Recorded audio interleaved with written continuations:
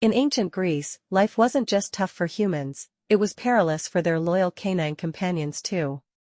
Wolves roamed the countryside, constantly threatening herding dogs, tasked with guarding livestock. So, how did the Greeks defend their dogs? They crafted a brilliant invention, the spiked collar. These early collars were made of leather, embedded with sharp metal spikes, and designed to protect the dog's throat during wolf attacks.